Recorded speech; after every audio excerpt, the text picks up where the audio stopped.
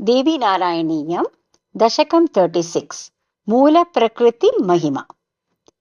त्वमेव मूलप्रकृतिस्त्वमात्मा त्वमस्य रूपा बहुरूपिणी च दुर्गा च राधा कमला च सावित्री आख्या सरस्वत्यपि च त्वमेव।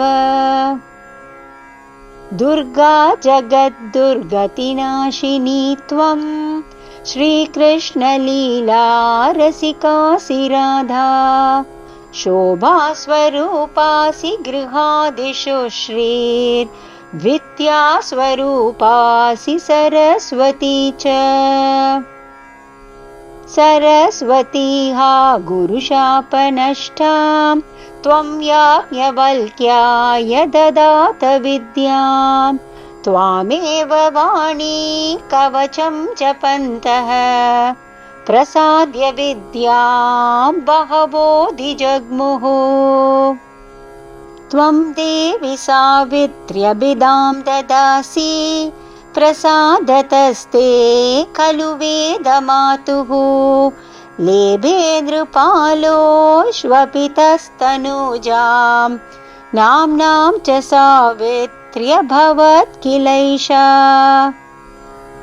सा सत्यवन्तं मृतमात्मकान्तम् आजीवयन्ती श्वशुरं विदाय दूरीकृतान्ध्यं तनयानसूत यमाद्गुरोराप च धर्मशास्त्रम्।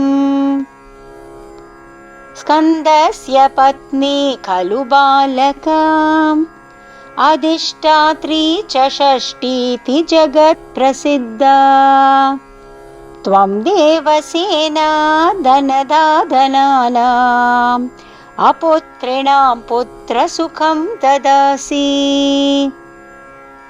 सत्कर्मलब्धे तनये मृते तु प्रियव्रतो दूयत भक्तवर्यः तं जीवयित्वा मृतमस्य दत्त्वा स्वभक्तवात्सल्यमदर्शयस्त्वम्। त्वमेव गङ्गा तुलसीधरा च स्वाहा स्वदा त्वं सुभभिश्च देवी त्वं दक्षिणा कृष्णमयी च राधा ददासि राधामय कृष्णतां च।